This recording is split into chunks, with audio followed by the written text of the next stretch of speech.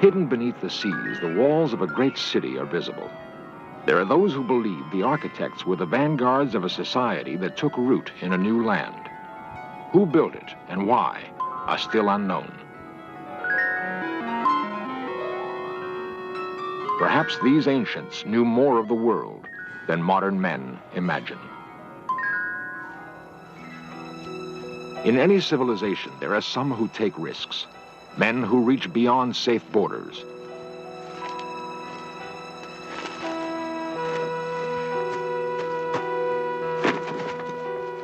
The passing of adventurers may be signaled by structures on the land, marks in the earth, ciphers in stone, like the curious ruin on a bleak New Hampshire hilltop. It is called Mystery Hill. Who built it and why?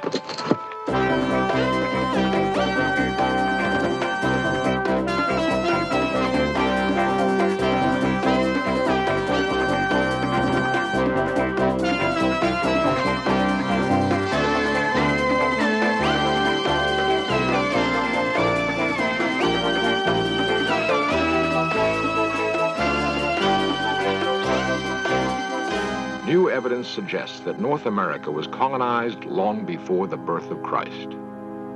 Who were the colonists? How did they come to this wilderness?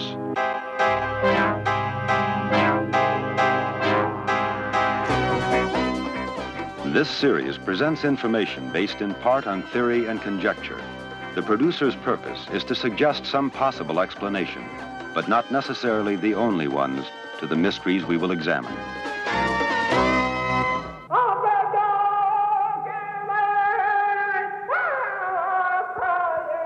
The legends of Native Americans tell of the first men who came into the world.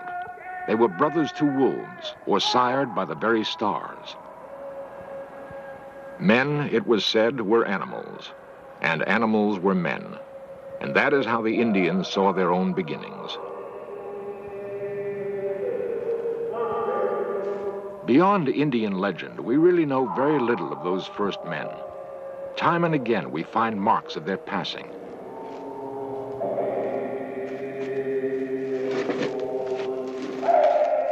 Who were they? Where did they come from? What drove them to probe the wilderness and build outposts? Too many traces have been left by early wanderers. They cannot be ignored or easily explained away. In scattered enclaves, a fragment of what had been built may survive. It will become a small piece of our past, an item of evidence that leads researchers to the discovery of what truly occurred.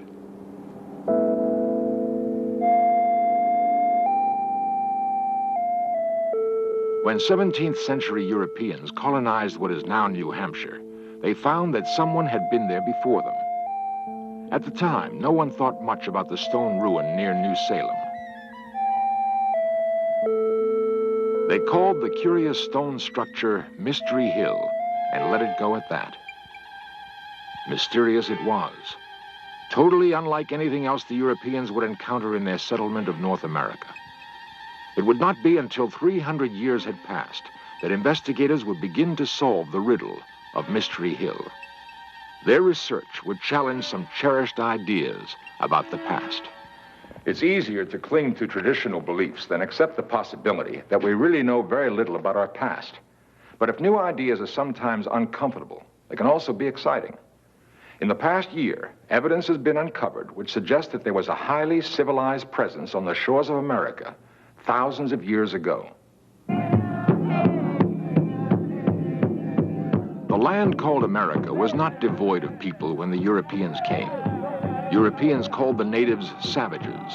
The natives called themselves Ottawa and Cree, Mohawk and Seminole, Dakota, Pawnee, and Kiowa. They were as unprepared to meet Europeans as the settlers were to understand them.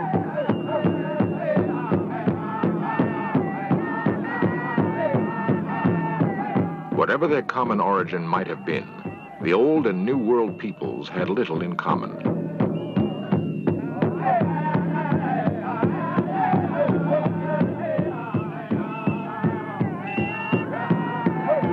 For the most part, the American Indian was still in the Stone Age. They revered their physical environment and lived close to it. They built lightly on the land, and although they banded together into great nations of hunters and warriors, their cities had no more lasting impact than a carpet of bright leaves in an autumn forest.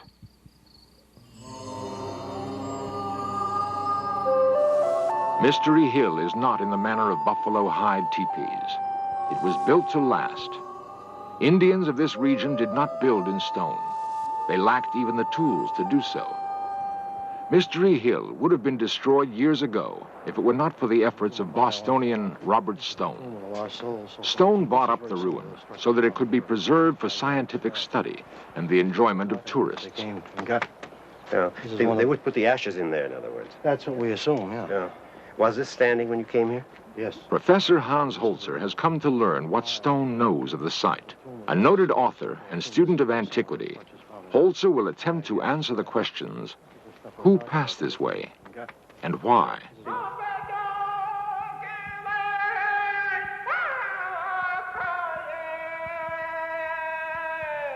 The American Southwest is an arid land.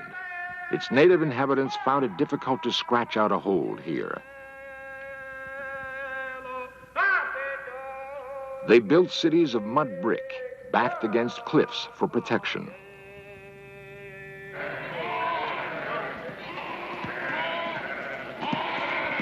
Life hasn't changed much for the inheritors of this land.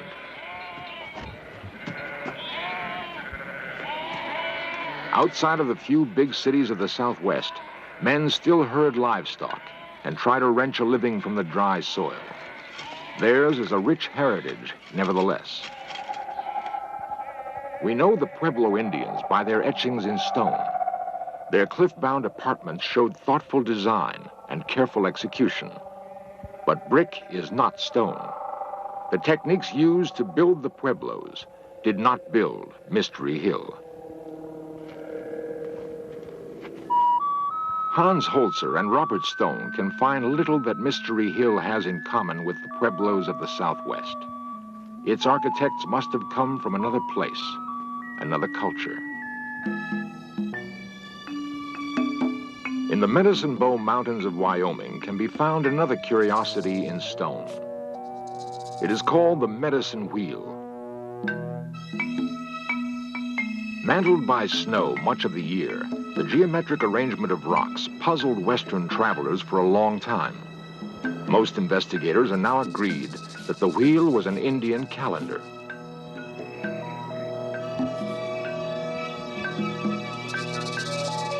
By the placement of stones, its makers could calculate the time remaining before the summer thaw.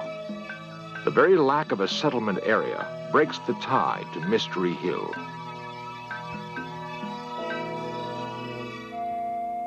The long central lane at Mystery Hill is reminiscent of some walled-in streets of ancient Europe. And where does the lane end? At a large central structure Professor Holzer has reason to believe was a temple. Again, a slender thread which may link Mystery Hill to the great cities of ancient Europe.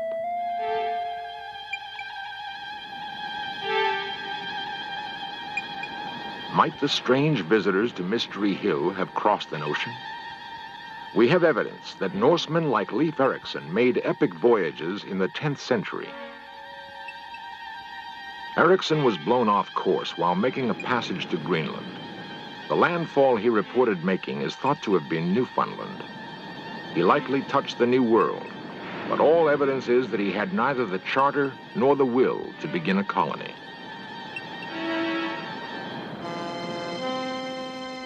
"500 years later, the Spaniards and the Portuguese would supplant the Norsemen as explorers of the sea. A leading navigator of the day was Christopher Columbus, who convinced the Spanish throne he could sail west to India.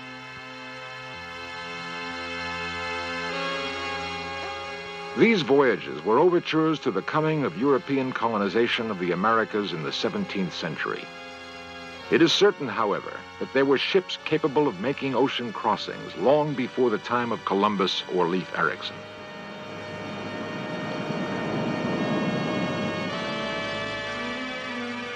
Did the strange visitors who built Mystery Hill arrive by ship from the east?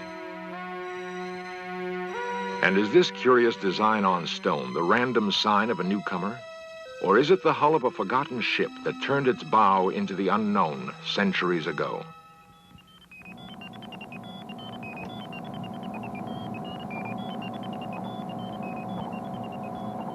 At a laboratory in Cambridge, Massachusetts, scientists burn a bit of charcoal found at Mystery Hill. Charcoal is largely carbon, and carbon contains minute quantities of radioactive material. This material decays at a constant rate.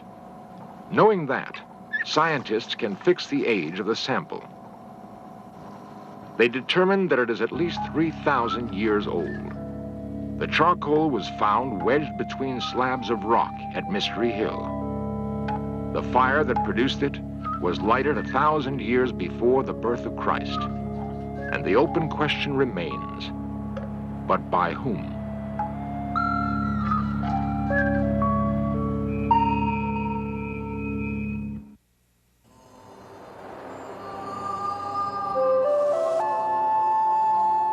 Mystery Hill, New Hampshire could not have been more aptly named.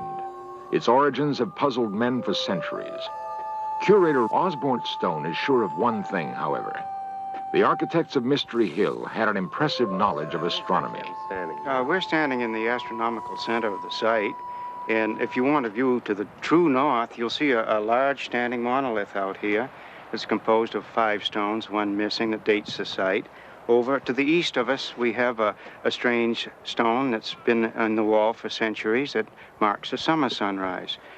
Now, if we look around to the southwest, we see the winter sunset stone. That was the first one that was found and kicked off this investigation. Stones that may have helped the strange visitors plot the seasons. They are substantial clues to the identity of the original Mystery Hill architects. The cultivation of expression. On the Salisbury Plain in England broods a more familiar example of the kind of time-keeping function monoliths appear to have had for the ancients.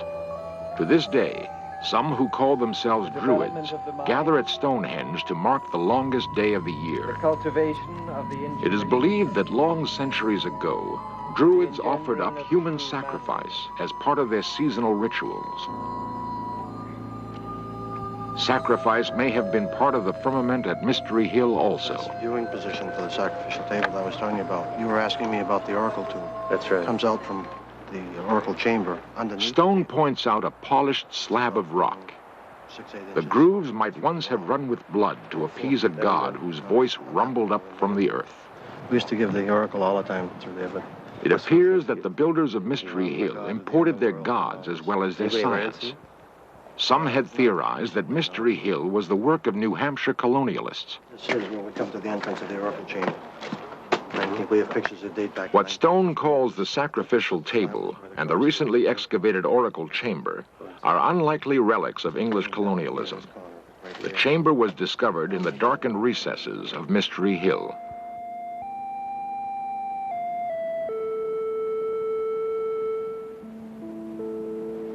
Professor Holzer has seen similar sacred grottos before, complete with speaking tubes to humble the faithful. The so-called oracle chamber had been the work of another society, a civilization where obedience to the Delphic voices was immediate and complete. The chamber was found not in America, but amid the ancient ruins of the Mediterranean. Holzer will need more than these similarities if he is to advance his theory about Mystery Hill's strange visitors.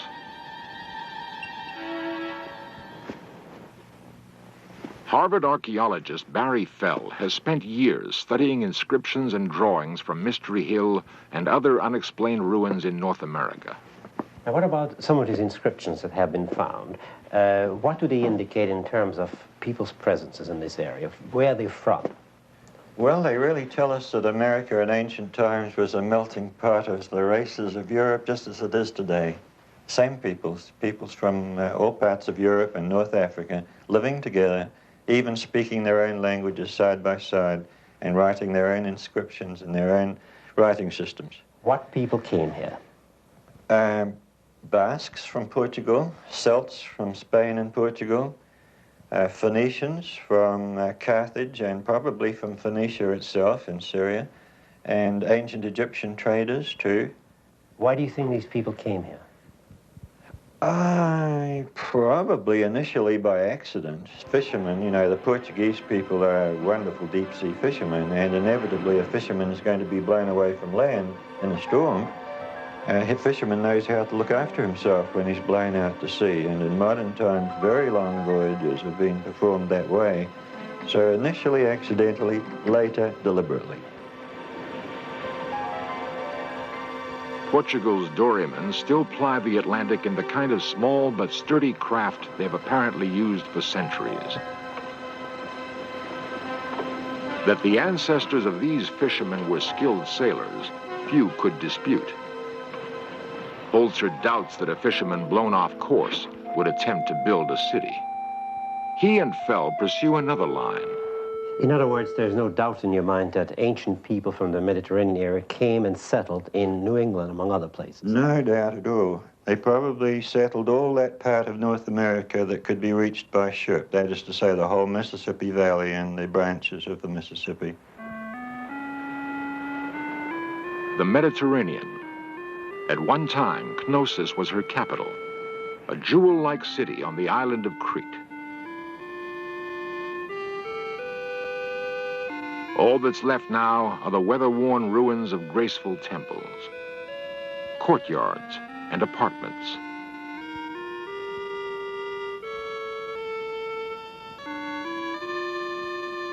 The people of this island were called Minoans. They were heirs to Phoenician sea kings who sailed here from what is now Lebanon. The Minoans loved music and art almost as much as they loved the sea. Even their architecture had a lyrical quality. The sea never seemed far from their thoughts.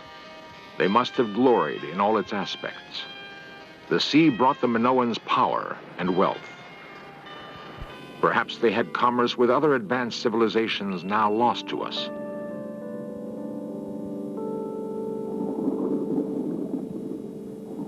History records that there were catastrophic earthquakes in the Mediterranean basin around 1600 BC. Knossos was by then Queen City of the Mediterranean.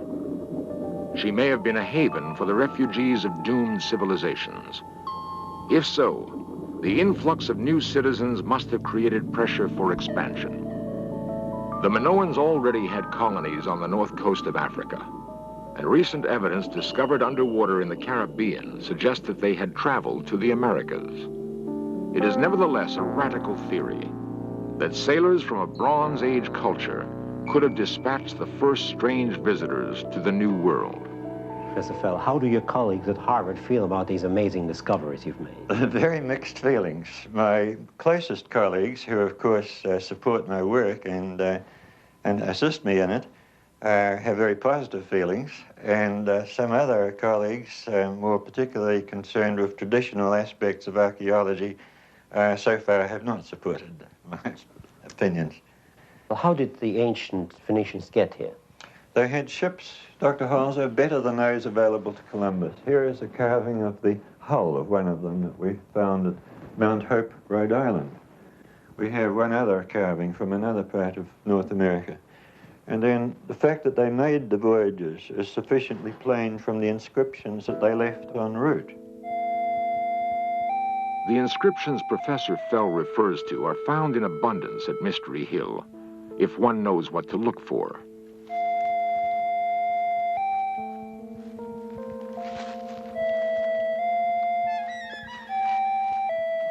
Osborne Stone, who assists his cousin Robert in preserving the site, points one out to Dr. Holzer. It has come to be called the G stone. Holzer reads much more than a G on the weathered rock. To me, there's no question that this was written by people who spoke the ancient Phoenician language and used the Phoenician alphabet. The origin of this inscription is in the area of Phoenicia and the island of Crete, the Minoan culture, where Phoenician people settled and then became the Minoan people. Professor Holzer has found his answer to the puzzle of Mystery Hill. From a small island in the Mediterranean to a hilltop in New Hampshire, It must have been an incredible journey. Everything feels right and seems to fit. The style of masonry is the same. The walled lanes are common to Knossos. One could almost imagine being on Crete if it weren't for the Yankee accents and pine trees. Many will find it hard to believe the implications of Professor Fell's painstaking research or the results of the carbon dating. But the late summer of 1976 saw two distinguished researchers joining the ranks of those who support the Minoan theory. And there were indications of more hard evidence to come. Skeptics abound in every culture.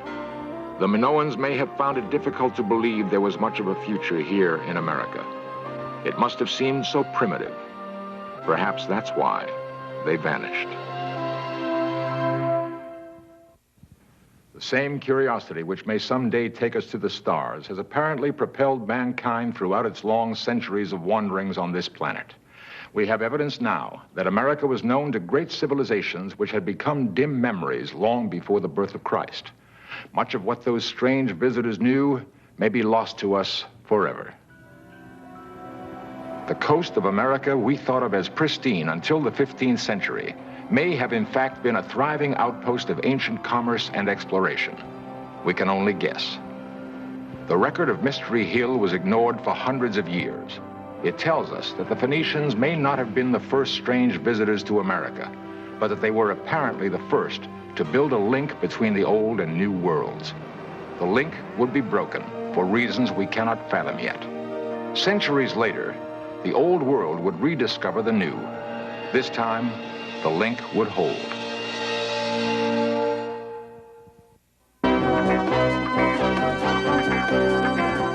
Lost civilizations, extraterrestrials, myths and monsters, missing persons, magic and witchcraft, unexplained phenomena. In search of cameras are traveling the world, seeking out these great mysteries. This program was the result of the work of scientists, researchers, and a group of highly skilled technicians.